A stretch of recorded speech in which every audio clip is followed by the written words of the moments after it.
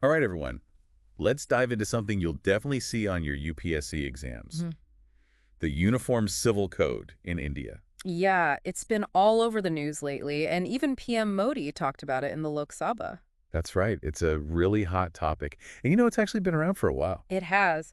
The UCC has been debated in India for decades, going all the way back to when they were writing the Constitution. So for those of you who might not be familiar, can we quickly explain what a UCC actually is? Absolutely. It's basically like having one set of laws that would apply to all citizens when it comes to personal matters. Things like marriage and divorce, inheritance, adoption, all that stuff. Exactly. All those would fall under this single code, regardless of what religion you follow. And right now we have different religious communities following their own personal laws. Right. And that's a big part of why this debate is so heated.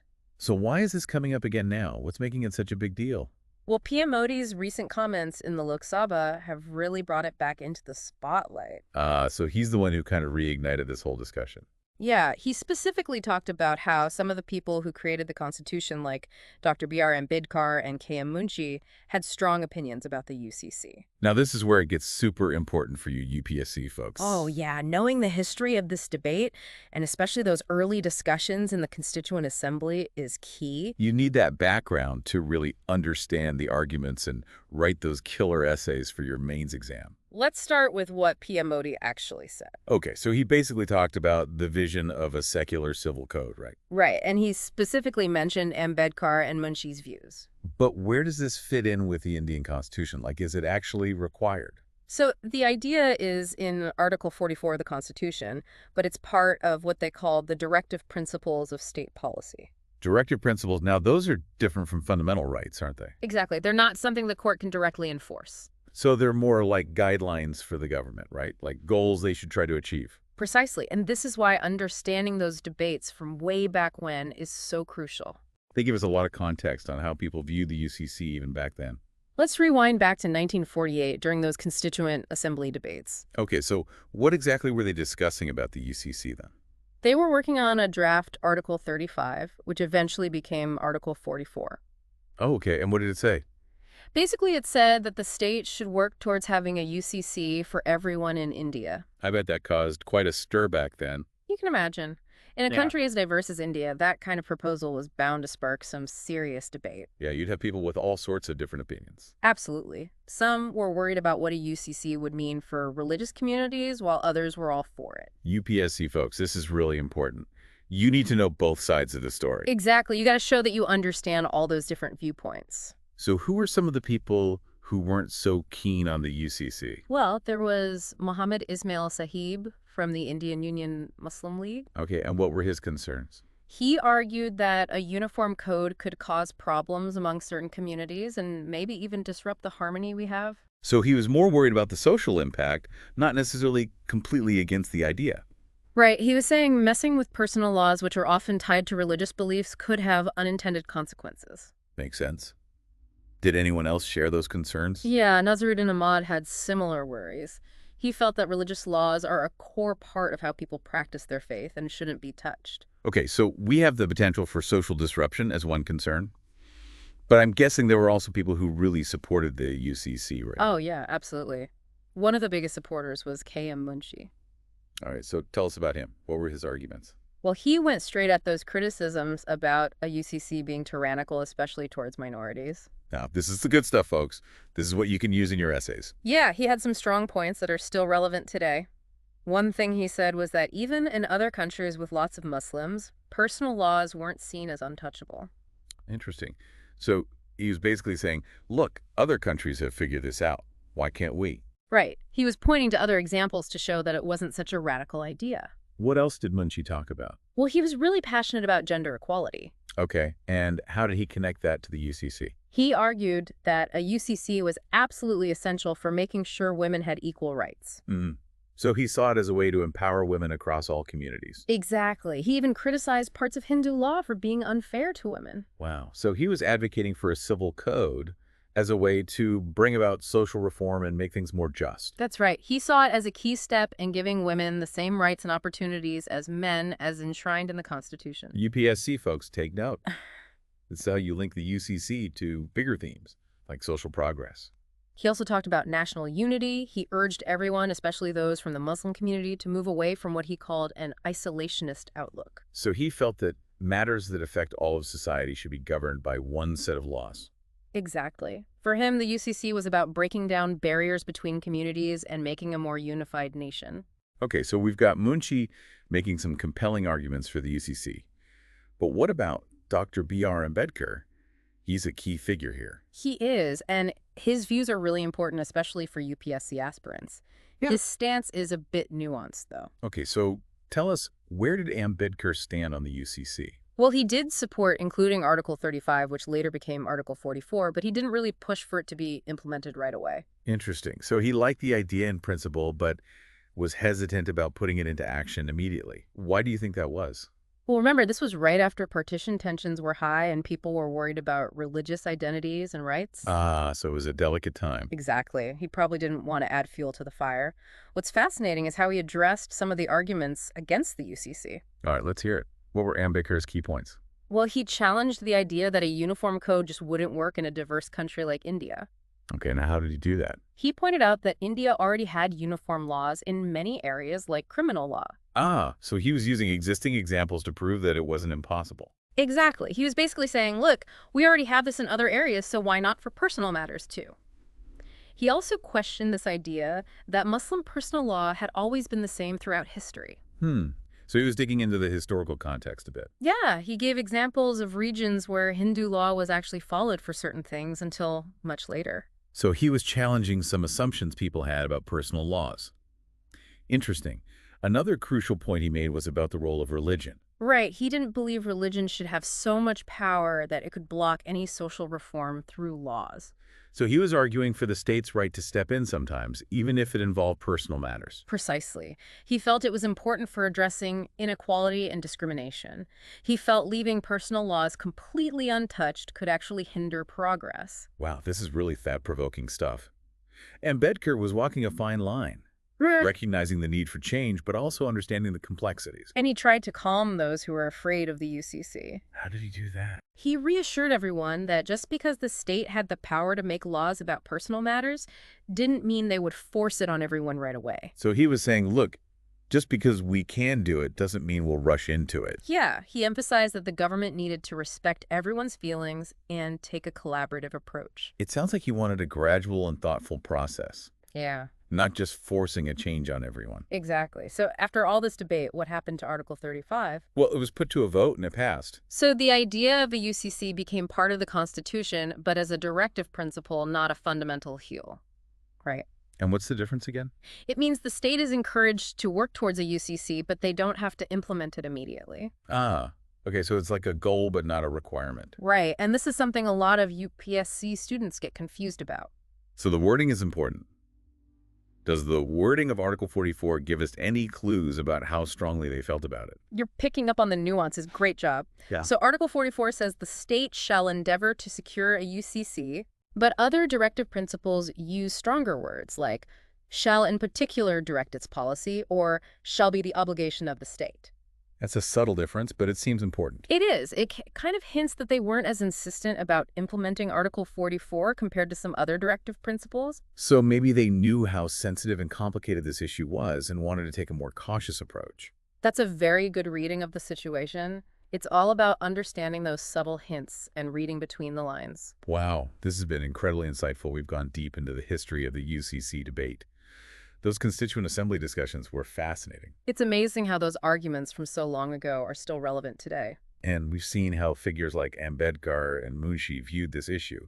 It's not just about legal uniformity, it's about social reform, national unity, and religious freedom. Absolutely. It's a complex issue with many different layers. And for UPSC aspirants, understanding these nuances is crucial. You need to be able to analyze these different perspectives and see how they connect to broader themes. That's what will help you ace those essay questions. Exactly. It's all about showing that you can think critically and grapple with complex issues. And that's what we're all about here on The Deep Dive. But we're not done yet. Oh no, we've got more to explore. In the next part, we'll be tackling the arguments for and against a UCC in India today. We'll look at how things have evolved and what the challenges are. It's going to be a fascinating discussion, so make sure you come back for more. All right, so we're back, And in the last part, we took a trip back in time to 1948. We did. We got to see those heated debates about the Uniform Civil Code during India's Constituent Assembly. It's amazing how, even back then, people had such strong opinions on both sides. And it's really relevant for you as UPSC aspirants because understanding those early discussions gives you a solid foundation. Yeah, it helps you analyze the debate as it is today. Exactly. So now let's fast forward to the present. Okay, bring us up to speed. What are the main arguments for and against a UCC in India today? Well, remember, for those tough mains exam questions, you need to know both sides of the story. Right, we need to understand why people support it and why they oppose it. Let's start with the folks who are pro-UCC. What are their main reasons? What are they hoping to achieve? All right, lay it on us. Why do they want a UCC? One of their biggest arguments, and this goes all the way back to those historical discussions, is gender equality. Ah, so they believe a UCC would help ensure women have equal rights. Exactly. They argue that it would guarantee equal rights and protections for women across all religious communities. That's a strong point. We've heard how personal laws can sometimes discriminate against women, like when it comes to inheritance or divorce. Precisely. They say a UCC would level the playing field so that a woman's religious affiliation wouldn't affect her legal rights. Makes sense. So gender equality is a major driving force. Yeah. Okay, what other reasons do they give? Another big argument is that a UCC would simplify our legal system. Oh, I can see how that would be appealing. With all these different personal laws, it must be a real headache sometimes. It can be. They point out that having separate personal laws often leads to confusion, overlaps, even contradictions. Yeah. Imagine trying to navigate all that. It'd be like a legal maze. Exactly. Supporters of the UCC argue that a single code would make things much clearer and easier to understand for everyone. So it's about efficiency and making the legal system more accessible. Okay, so we've got gender equality and simplifying the legal system. Anything else? Didn't we talk about national integration earlier? You got it. That argument is still very much alive. Right, so they believe a UCC would bring people together and create a stronger sense of national unity. Precisely. They argue that having a common set of laws for personal matters would help bridge those divides between religious and cultural groups. They see it as a way to emphasize shared citizenship and build a more cohesive society. Exactly. So those are some of the key arguments from the pro-UCC side. Gender equality, legal simplification, national integration. Pretty compelling stuff. They are. But let's not forget there's another side to this coin. Oh, absolutely. This wouldn't be such a hot topic if everyone agreed. All right, so let's hear from the other side. What are some of the concerns people have about a UCC? One of the biggest worries you'll hear is that a UCC could actually infringe on religious freedom, especially for minorities. So even if the intention is to be secular, they're worried it might end up favoring the majority. That's the fear. They worry that a UCC could lead to the erosion of cultural and religious identities, particularly for minority communities. That's a serious concern. UPSC folks, make sure you really understand this argument. It comes up a lot in those essay questions about the UCC. It's a crucial point to grasp, so make sure you can articulate it clearly. Okay, now another criticism is that trying to impose a UCC would be impractical and insensitive to India's diversity. Ah, right, because India is known for its unity and diversity. Exactly. Opponents argue that trying to force a uniform code on such a diverse country would disrupt that delicate balance. So they see it as a top-down approach that doesn't really fit with the reality on the ground. Right. They point out that India has so many different customs and traditions across different regions and communities that a single code just wouldn't work.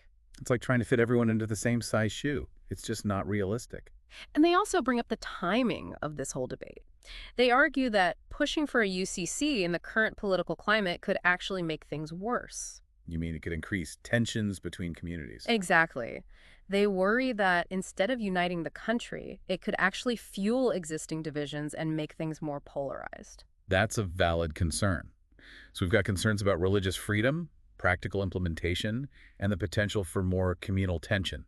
This is obviously about more than just legal uniformity. It goes much deeper. It touches on core issues of identity, diversity, social harmony. This is exactly the kind of analysis UPSC examiners are looking for. They want to see that you can think critically and connect the dots. You need to show that you understand how this debate is intertwined with broader social and political issues. Okay, so we've covered the historical background, the arguments for UCC, the arguments against. Now, where do we go from here? Well, one thing's for sure, the debate is far from over. Especially with PM Modi bringing it up again. Exactly. It's likely to become even more prominent in the years to come. And as we've seen, it's a very sensitive issue. Mm, It's not going to be easy to find a solution that everyone's happy with. that's the challenge. But what we need now, and this is crucial for your UPSC prep, is to understand those complexities and potential challenges of actually implementing a UCC in India today. Right, because it's one thing to talk about it in theory, but putting it into practice is a whole other ballgame. Exactly. And that's what we'll be exploring in the final part of our deep dive. Okay, so get ready to go even deeper. We'll be tackling the potential implications of a UCC, the challenges that might come up, and maybe some possible ways to navigate this incredibly complex issue. It's going to be a fascinating discussion, packed with insights that will definitely help you on your UPSC journey. So stay tuned. And we're back for the final part of our deep dive into the Uniform Civil Code in India. We've covered a lot of ground, haven't we? From the history to the arguments for and against. Yeah, but now comes the really tough part, actually picturing what India would be like with a UCC in place. Right. It's one thing to debate the idea, but it's another to think about the real-world implications. So let's try to imagine this. India wakes up one morning and bam, there's a UCC governing personal matters for everyone. It's a big what if, right?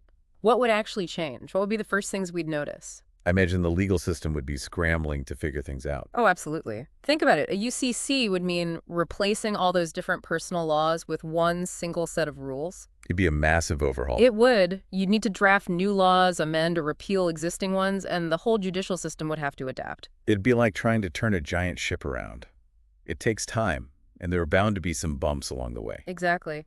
And one of the biggest challenges would be making sure that transition is smooth.